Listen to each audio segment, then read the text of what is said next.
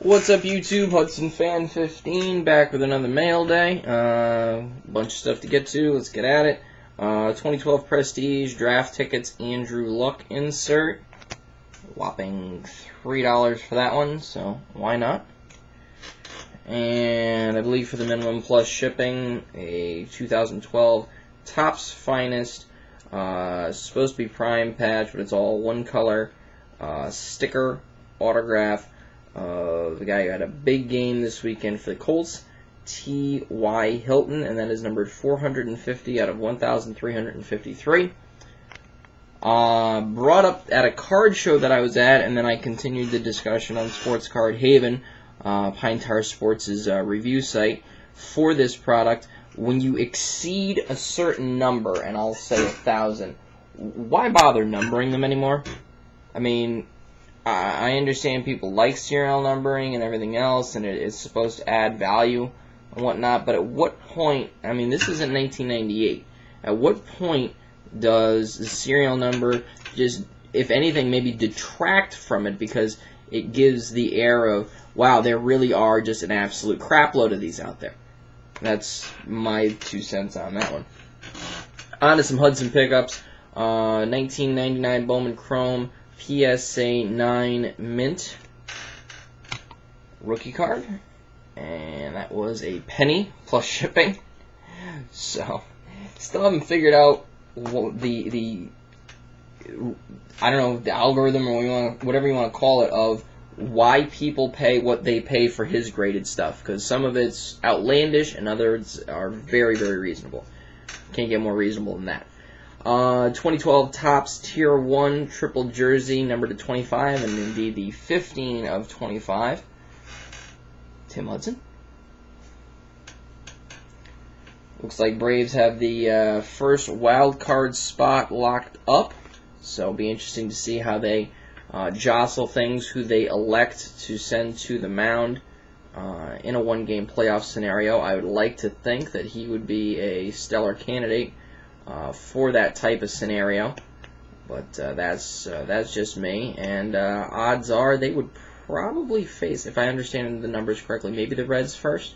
I haven't looked at an updated set of standings, but it's the wild card is going to host the team with the best overall record amongst the three division winners at home for the first, at least the first game, if not the first two, with this new screwball wildcard format, I guess, to not make the travel completely impossible for this wildcard team, whoever ends up winning this one-game playoff. So there's that. 2006, I believe. Topps Triple Threads, OAK cutout. This is the red version, numbered 7 of 18. Tim Hudson. That was a best offer. From the Topps Vault, a 2012 Topps Vault First Edition. This is the mini version of the regular, and they've gone back to, and I don't know if it's just for this miniature version, or if it's going forward, the blank backs are going to be BGS in case, but this one is with authentic and a number up in the top corner, the bottom corner there. That matches the adjoining certificate of authenticity. So that's, I don't know if that's redundant or what, but they do with the certificates with all the Topps Vault stuff. So there we go. And another one of one. This is the first Triple Threads 2012 Tim Hudson card I saw posted. I barely batted an eye at the price and hit buy it now on it. Some of these, I mean, the jersey versions of these go for more than what I thought they were, though, the versions to 36. But I am still going to try to push to make the rainbow of this specific combination, this, with this photograph and the notation. They kind of took a page out of that 08 SPX deal where they made a bunch of different variations of cards based on different accomplishments. This one's pretty weak. April 8th to the 14th, 2007, Player of the Week. Now, I don't know why they want to do something like that to commemorate something that was 5 years ago. Some of the other ones are better, like Comeback Player of the Year when he came back from Tommy John, etc. But this is the red 1/1 3-color patch. There we go. So, hoping that will be one of many. One of ones to come in. I know I missed at least one, and there's another one up there for a stupid amount of money that I'm not going to bid on. But hopefully I can get a few of those. Now, I had an interesting issue arise with an eBay transaction. I want you guys to let me know if you've had anything like this happen. So I was at work one day, and I noticed, I check 4 or 5 times a day while I'm at work, eBay for Tim Hudson stuff. And this popped up, and I couldn't hit buy it now fast enough for the price, and paid for it immediately and thought everything was good. Well, and I texted a bunch of you guys too, a bunch of my friends that I have phone numbers of, just to basically, I guess, gloat a little bit, but just because I was just that excited. And then there was no communication, no shipping updates or whatever, and then all of a sudden my payment was refunded. And no message was sent why. But I saw it was associated with this transaction, and I sent the seller a message, why? Why did you refund my payment? You put the item up for auction or buy it now, I hit buy it now, I paid immediately. And that's when the song and dance started a little bit. Miscommunication, item may not be available, this, that, and the other thing. And I say, well, that's not acceptable. I'm going back and forth with this guy. So this goes on for a few weeks. And finally I say, look, either you give me, and I was sending messages, maybe back up a little bit. So after a couple days of going back and forth, this seller says, okay, I'm going to send you the item out Friday.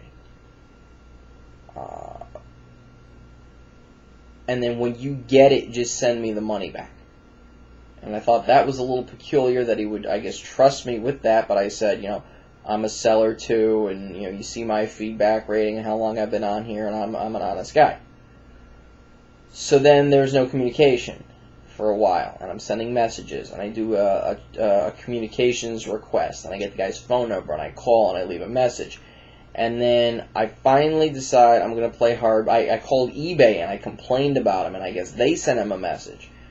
And I don't want to push that hard because I really do want this card, as you'll see. And I decide, okay, I've just had it. I said, look, either you give me a working tracking number by, and this is 2 days from this date, or I'm just going to leave negative feedback. I'm going to ruin your feedback, and I'm going to call eBay again, and keep pushing this until it's just not even worth it for you to not hold on. And he basically said, well, I don't appreciate you calling me. I said, then don't put your phone number on there, or tell eBay you don't want your phone number given out. And he said, I'm working on it. As I said, there was a miscommunication. You never really lost anything because you got your money back. And I'm like, look, that's just not acceptable. Either I get the item or you get negative feedback, and I go to the Hills complain about this. So a couple days later, sends me a tracking number. And as soon as I got it, I paid him. And then he says to me, because I was saying in some of the messages, because there's 2 cards here, I was like, if there's a problem with getting me both of them, let's just work on the Hudson one, and we'll get something worked out. I was willing to go as far as telling him keep the other card, and I'll still send you the full amount. Just because I was that thrilled about it. And all I'm going to do is post this other card up on eBay and see if I can get some of, if not all, my money back for the whole transaction. Just looking to break even. But if anybody wants this, please let me know. Because I was thrilled with getting the card that I got for the price that I got. I got it at, and you guys can research it on your own. So now he communicates with me. Oh, okay. Well, I used to be a Hudson collector. I've got some other stuff of his. Are you interested? And I'm like, really? After all the hoops you made me jump through just to get this card, I'm going to deal with you again? But I'm going to hear the guy out. I'm going to see what he has. And if he's got some sick stuff, then, maybe it'll be a fool me twice, shame on me scenario. But I'll take a shot at it. So these are both from 2004 Leaf Limited Baseball. These are both purple versions, and they're both numbered to 6. You guys usually know with baseball, when a card is serial numbered to 6, what it is. And the first one is a Preston Wilson game-used button card. And Preston Wilson's a player. But, again, didn't buy the lot for him. Got it for that. Tim Hudson game-used button card. So, I don't know if somebody else contacted him after seeing the completed eBay auction, or the eBay listing, because it was a buy it now or an auction. I hit the buy it now, and said, I will give you more than what that guy did for it, and he didn't know how to tell me about it. Or, because I have heard that story before. In fact, one of my main rivals, an eBay seller gave him my email because he contacted them after seeing me hit a quick buy it now on a printing plate and was going to try to deal for it. And that's how Josh and I got talking. So, I don't know if it was that sort of scenario or what, but that is, I guess, a to be continued until we get this, these 05 cards resolved. At least this transaction worked out well, and those of you who know, I was very disappointed, and I didn't want to go out and say anything else, because I figured I'd jinx myself anyway, gloating about it, and, yeah, so that's a sick addition to the PC.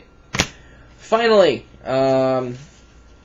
this guy. If you watch any of Adam Giaiello's videos, you certainly know Tim, lilmaz301.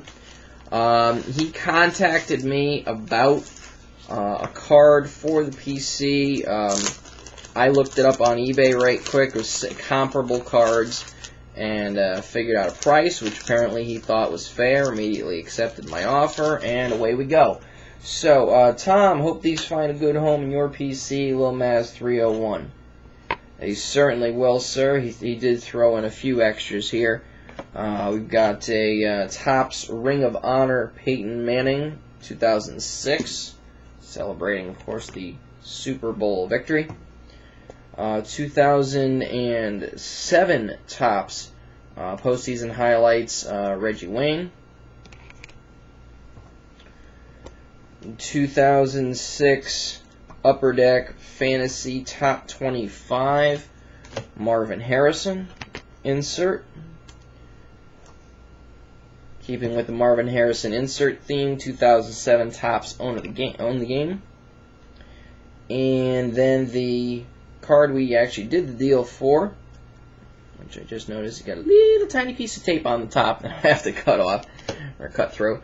This is a 2009 NFL Draft Edition, Draft History, and a little notation on the bottom is 2001 NFL Draft First Round 30th overall pick, and it is an on-card autograph, serial numbered 4 of 5, of Reggie Wayne. So that is excellent, Tim. Delivered as described with extras promptly, yada yada. So great job there. I'm going to put the link to Tim's channel in the description box. I've been subbed to him for a while. Again, obviously because of his continued quality dealings with Adam J. Aiello, and if Adam says they're a good guy, they're a good guy in my book too. So another fellow MMA fan, and I'm sure we can discuss the weekend's events. I got it on recap because I was texting, as Adam will tell you, I started texting him, and I fell asleep during the Matt Hamill fight. Now, I don't know if that's indicative of the quality of the action or indicative of the fact that I was dead beat. Just dead tired. I will leave it with, obviously, I'm not on social media, and I understand that the social media world has exploded with talk of last night's final call of the game regarding the Seahawks and the Packers, and how that is the worst call yet. There's been a lot of bad officiating, and I hope everyone, once the regular officials returns, give them some time to get themselves reacclimated. They, like the athletes, obviously go through training and whatnot and need time to get up to game speed when something is eventually worked out. I hope that the meetings today that are apparently going on between the two sides are fruitful. The NFL did what I thought they could not do today, and instead of Roger Goodell getting in front of a camera and media and taking questions or whatnot, he again kept his head buried in the sand and did not address this publicly. He instead used his other means of communication, and while Greg Aiello is I'm sure, a very competent executive, he is not the horse's mouth as far as being a representative of the ownership of the NFL. Folks, we're talking about $3.3 million here. That's a mid-range defensive back for most teams. And the idea that the NFL wants to set the precedent of being heavy-handed in their negotiations to the point of, you deal with us on our terms or you don't deal with us, because guess what, we're above you all with our $11 billion business, and you're not contributing anything to that monetarily, you're actually taking from it, is atrocious.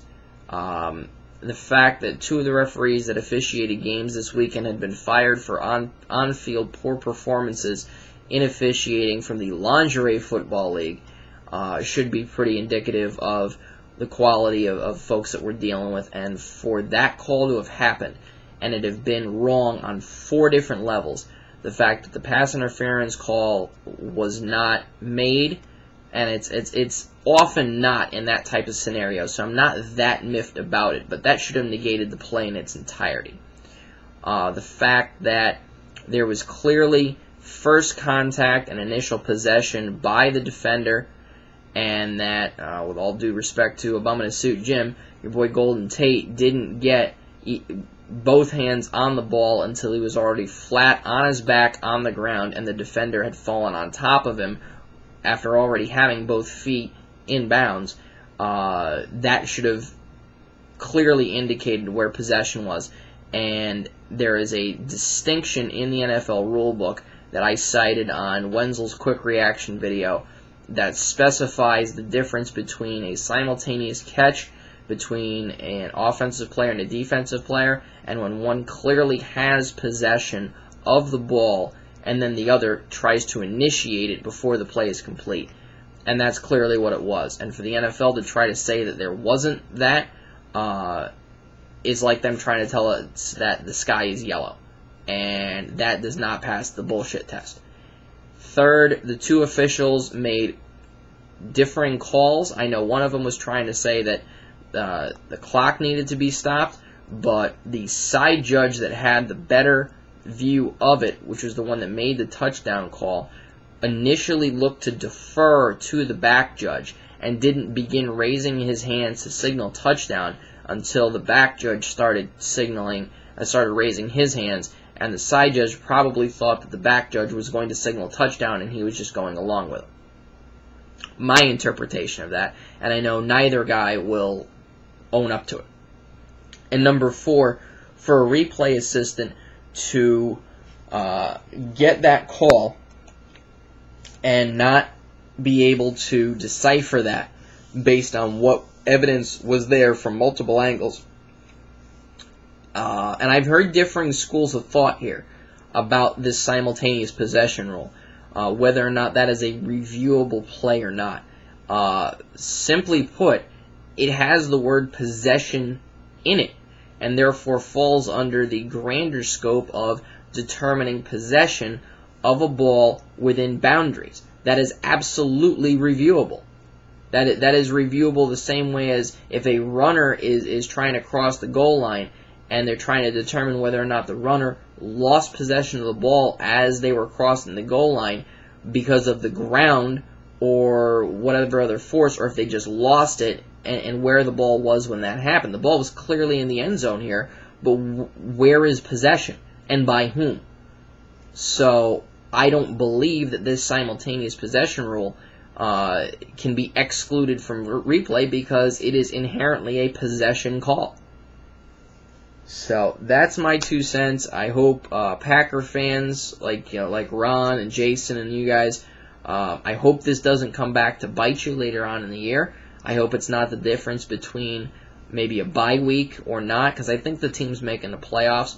And God help you if it's between a division or not. You end up having to play road playoff games because of this one win.